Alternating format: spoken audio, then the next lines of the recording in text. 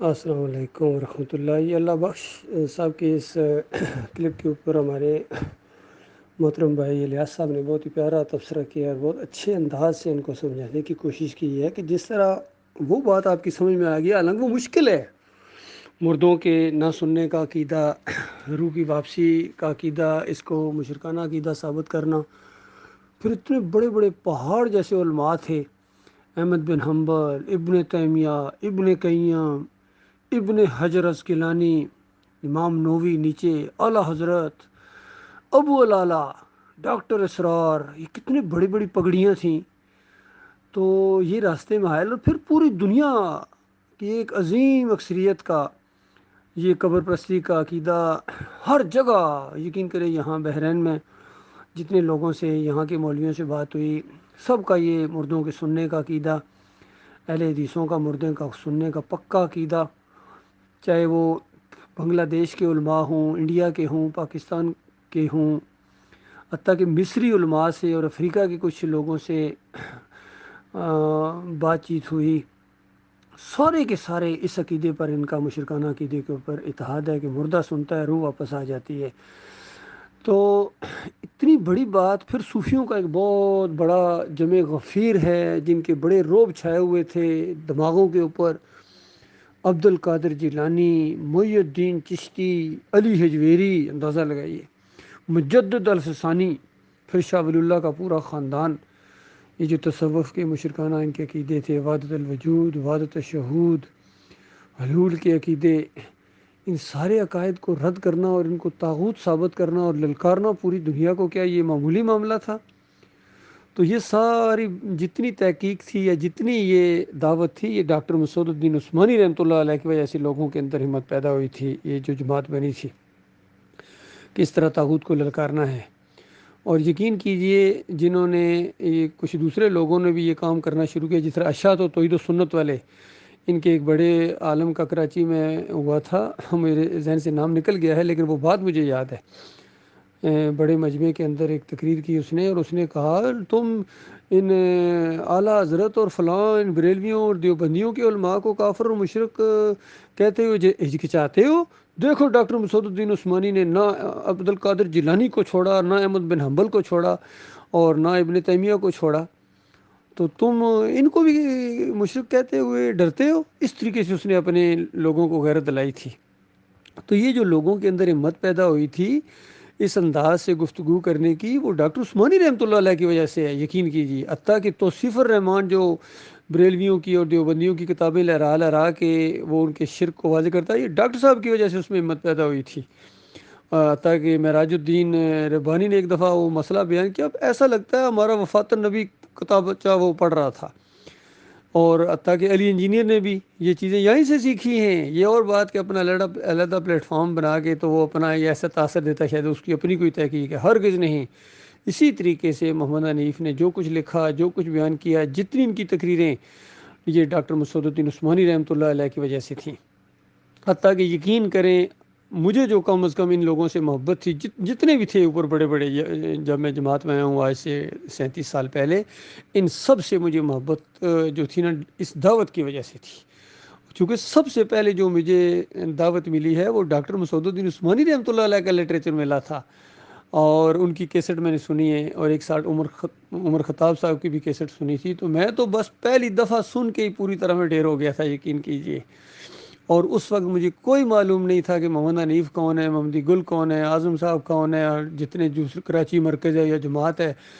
ان کے بارے میں مجھے قطعی کوئی علم نہیں تھا۔ اور میں نے بسوں کے اندر اور راجہ بازار کے اندر اور ہر جگہ میں نے دعوت اللہ شروع کر دی تھی، اللہ کے فضل و کرم سے، جس طرح آج کل دعوت اللہ ہوتی ہے، بالکل اسی انداز سے۔ تو یہ ساری چیزیں تو ہم نے ڈاکٹر صاحب سے سیکھی ہیں، ہم نے جو بولنا آیا ہے، تقریر کرنا آیا ہے، سوال جواب، اور پھر مولویوں سے مقابلے والا انداز، اور کفر و شرک سے ہر جگہ جو مواضع رہی ہماری شروع ہوئی ہے، یہ ڈاکٹر صاحب کی دعوت کی وجہ سے شروع ہوئی ہے۔ قرآن و حدیث سے جو واقفیت انہوں نے کروائی ہے کہ اس طرح یہ ہے قرآن و حدیث، یہ ہے عقیدہ، یہ ہے کفر بالطاغوت، اور یہ ہے علماء کا کام جب دعوت دینا بازاروں کے اندر، یہ ساری چیزیں ہم نے وہاں سے سیکھی ہیں۔ تو بلکہ مجھے ابھی تک یاد ہے، ایک دفعہ محمدی گل صاحب نے بتایا، کہتے ہیں میں یعنی مسجد میں تھا تو ڈاکٹر صاحب نے مجھے کھڑا کر دیا اس تقریر کے لیے، تو میری ٹانگیں کانپ رہی تھیں۔ آپ غور کریں، محمدی گل جیسا آدمی جو بعد میں ایک بہت گبر قسم کا مقرر بن کے سامنے آیا تھا، عوامی تقریر کرتے تھے۔ یہ اور بات کہ وہ محمدی گل صاحب نے بھی محمد حنیف کے جال میں آ کے پھنس گئے، وہ بھی بری طرح سجدہ تعظیمی کے شرک کے اندر پھنس گئے۔ لیکن میں بات یہ کر رہا ہوں کہ اتنے بڑے بڑے مقرر، اعظم صاحب جیسے مقرر یہ ڈاکٹر صاحب نے تیار کیے تھے، عمر خطاب جیسے مقرر ڈاکٹر عثمانی رحمۃ اللہ علیہ نے تیار کیے تھے۔ ارشد ظفر کو راولا کوٹ بھیجا کہ جاؤ وہاں دین کا کام کرو، عمر خطاب کو وہاں سرحد میں بھیجا اس وقت کہ جاؤ دین کا کام کرو، اور جتنی یہ دعوت پھیلی تھی علی سوجل تک ڈاکٹر عثمانی رحمۃ اللہ علیہ گئے ہیں، بہت بڑا کافی پیدل پہاڑی راستہ۔ تو اس انداز سے ہر جگہ، چرسدہ میں کتنی ماریں کھائی ہیں، خود کراچی میں کتنی ماریں کھائی ہیں، سارا اللہ کے اس بندے کی اس محنت کی وجہ سے تھا۔ محمد حنیف کا صرف ایک کارنامہ ہے کہ مومنوں کی جماعت کے اندر شرک کا انجیکشن دے کے ان کو مشرک اور مجاور بنا دیا، بس یہ ان کا صرف ایک کارنامہ یقین کیجئے۔ پھر مومنوں کو آپس میں دشمن بنا دیا، اور جو مخلص مومن تھے جنہوں نے اپنی جانیں ہتھیلی رکھ کر دعوت اللہ کرتے تھے اور اس راستے میں شہادت ان کا محبوب ترین دعا تھی، ایسے لوگوں کو اس نے اپنے سے دور کرنے کی کوشش کی اور نفرتیں پیدا کر دیں۔ یہ اس کا کارنامہ ہے۔ بہت بڑی گناہوں کی گٹھری یہ لے کر آگے جائے گا، جس طرح آج ہمارے معراج الدین صاحب نے بہت ہی زبردست انداز سے محمد حنیف کے 5 شرک واضح کیے ہیں کہ سجدہ تعظیمی کا شرک ان کے اندر آیا، پھر 4 اور آئے ہیں، وہ بھی سن لیجئے۔ تو اب انہوں نے چالاکی یہ کی ہے کہ دیکھیے جب اس سجدہ تعظیمی کا شرک، تو ظاہری بات ہے ان کو ذرا سی چوٹ تو پڑتی تھی، ان کے اوپر سجدہ تعظیمی کا لفظ ہے ہی مشرکانہ، تو انہوں نے تعظیمی کا لفظ ہٹا دیا، سجدہ ادھر ہی قائم ہے ان کا، تعظیمی کا لفظ ہٹا دیا۔ سجدہ یوسف علیہ السلام کو مانتے ہیں، وہ شرک قائم ان کا، لیکن کہتے ہیں ہم تعظیمی نہیں کہتے بھائی سجدے کو، کیسے ہوا ہمیں نہیں پتہ، ہوا ہے بس یہ ہے کہ بس ہم تعظیمی نہیں مانتے۔ یہ بعد میں جب ان کے اوپر پریشر پڑا۔ اسی طریقے سے جب دوسرا شرک ان کا آیا کہ اللہ تعالیٰ نے اپنی ایک صفت معجزانہ طور پر عیسیٰ علیہ السلام کو دے دی، جب اس پر پھر دباؤ ڈالا گیا حضرت صاحب ایک اور شرک آپ نے کر دیا ہے، اللہ اپنی صفت نہیں دیتا ہے۔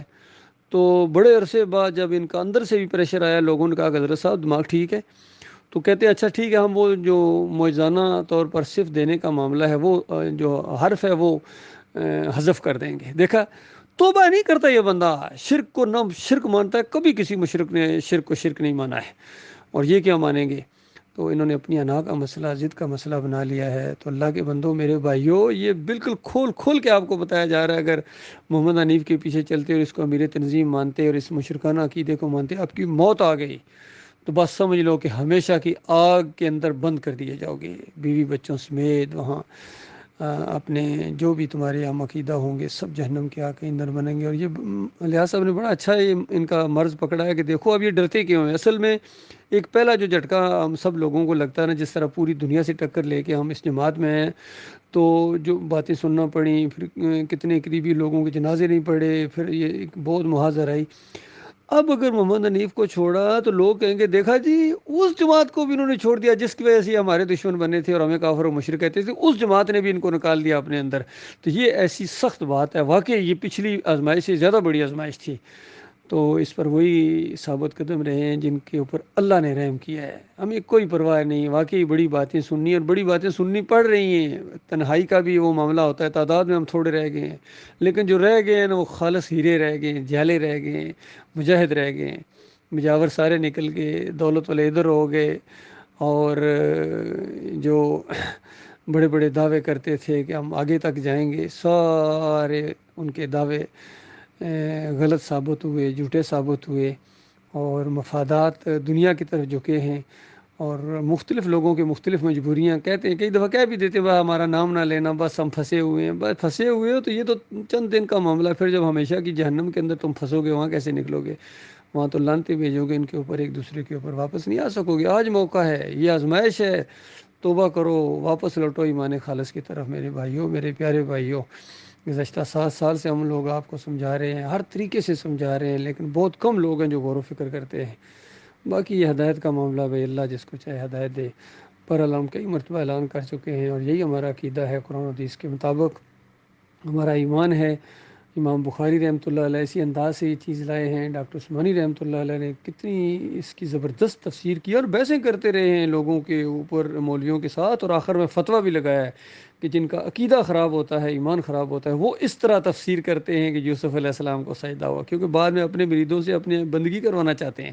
تو یہ ان کے جو مرید ہیں، ان کے جو مقلدین ہیں، اب ان کو ظاہری بات ان کے دماغ اس طرح بن گئے کہ اللہ کا جو بہت ہی پیارا ہوتا ہے فرما برداری کی وجہ سے، پھر اس کو سجدہ اگر ہو جائے تو پھر یہ ظاہری بات ہے اللہ ہی کی طرف سے ہوتا ہے، اللہ سجدے کرواتا ہے۔ تو اندازہ لگائیے دعوت القرآن جیسی تفسیر کے اندر محمد حنیف نے کیسا شرک اس میں ڈالا ہے، سورہ یوسف کی 100 نمبر آیت کی تشریح کرتے ہوئے۔ اور اندازہ لگائیے ان کی اس طرح مت ماری گئی کہ دونوں نبیوں کی تعریفیں بھی کر رہے ہیں کہ یعقوب علیہ السلام نے بڑی تکلیفیں اٹھائیں، صبر کیا، بڑی فرما برداری کی، اطاعت کی اللہ تعالیٰ کی، اور دوسری طرف لکھ رہے ہیں کہ یوسف علیہ السلام نے بھی بہت ہی زیادہ فرما برداری کی، بہت ہی زیادہ اطاعت کی اللہ تعالیٰ کی، اور اس کا جو دیا ہے اللہ تعالیٰ نے بدلہ وہ سجدہ کروا کے۔ تو بتاؤ دونوں نے فرما برداری کی، دونوں نبیوں نے، تو ایک کو سجدہ کروایا اور دوسرے کو اندازہ لگائیے۔ اور ان کے ایک اسپوکس مین سہیل خان صاحب کہتے ہیں کہ اصل میں یوسف علیہ السلام نے تکلیفیں بہت اٹھائی تھیں، ان تکلیفوں کی وجہ سے یہ سجدہ کرا کے کفارہ کر دیا گیا ہے۔ تو جناب ملک سہیل صاحب کہتے ہیں ہاں سب کچھ ٹیکا، ناک، ماتھا، ہاتھ، گھٹنے سب ٹیکے۔ تو اس طریقے سے انہوں نے جو ہے نا اپنے